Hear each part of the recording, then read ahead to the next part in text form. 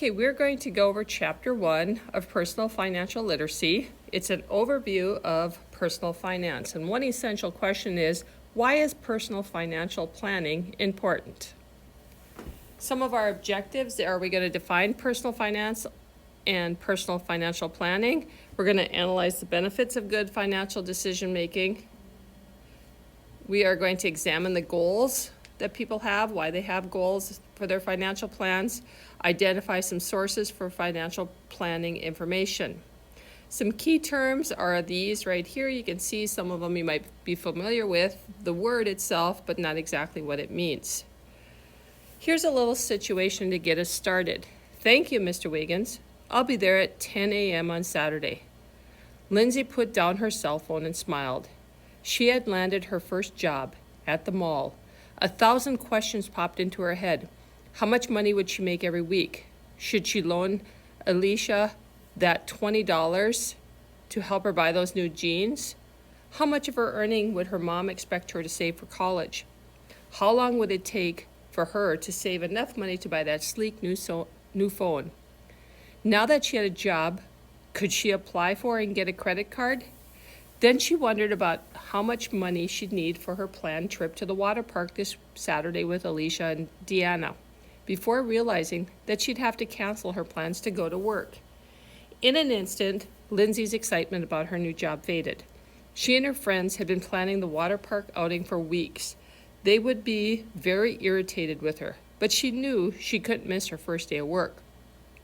She also knew that having a job and little money would make life easier. A little more money would make life easier and more fun in many ways. It would just take a little bit more planning and adjusting to fit everything in. Lindsay's financial decisions are just beginning, but even the decisions she makes today can affect her well into her future. For that reason, Lindsay must learn how to make good financial choices.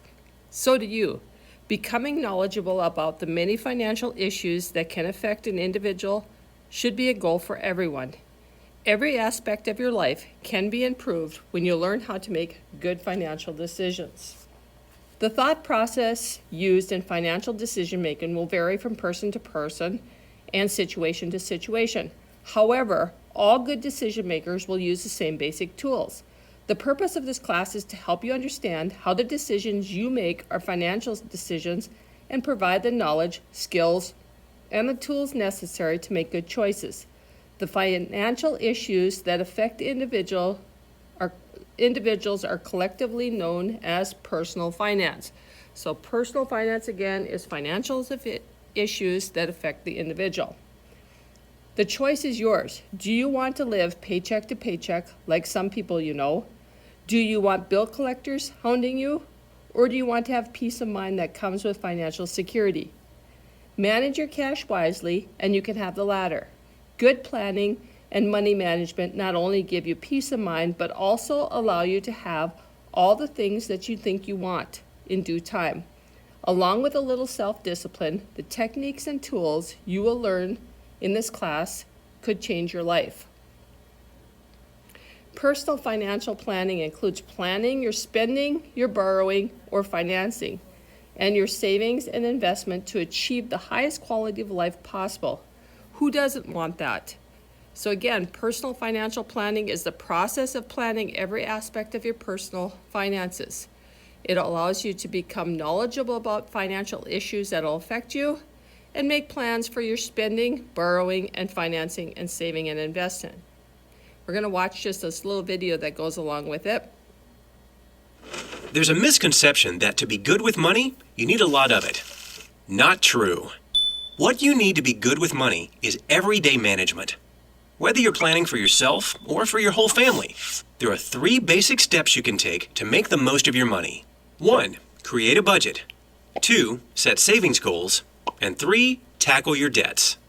When put into practice, these steps can have a big impact, not only on your monthly budget, but on your overall financial future.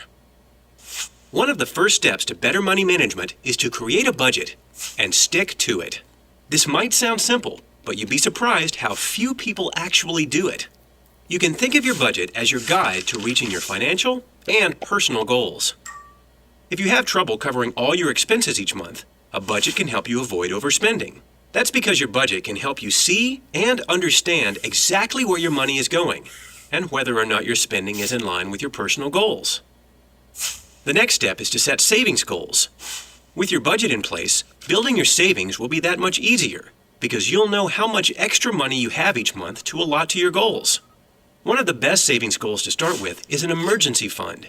Building up an emergency fund to help cover unexpected expenses like a sudden medical bill, major home or car repair, or even a job loss can help you avoid going into debt when life throws you a curveball, which it will. Instead of borrowing money to cover these emergencies, you'll already have the money saved up, and this could end up saving you a lot more money in the long run. Start by building up 3 months' worth of expenses as a goal. Once you've established an emergency fund and are living within your budget, you can then figure out some long-term savings goals. Whether you decide to plan for your retirement, or save for a home improvement, college, or even a well-deserved vacation, you'll be better able to set aside some money and have a timeline for reaching your goals. The third step is to tackle any debts you have. First, as you're working to pay them down, you'll probably want to stop adding to the debts you already have. The less debt you have, the easier it'll be to get out from under it. It could also be helpful to know what your debt is costing you each month. Once you know how much your debt costs, you can create a plan that helps you reduce it and eventually pay it off. The sooner you get started, the more money you can save. It's worth noting that managing your debt and your savings go hand in hand. For instance, if you have a debt with a very high interest rate, it may make sense to focus on paying it down at the same time, or even before you build your entire emergency fund.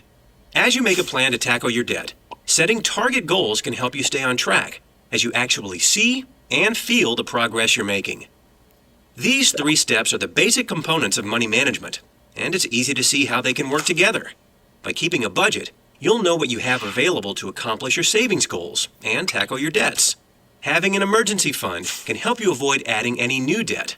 And occasionally checking in, reviewing your budget from time to time, can help you set long-term savings goals, like a down payment on a home, as your priorities and circumstances change. Now that you have an understanding of the basics, why not take the next step? Being smarter with your money, learning new tips and techniques, can help you today and down the road.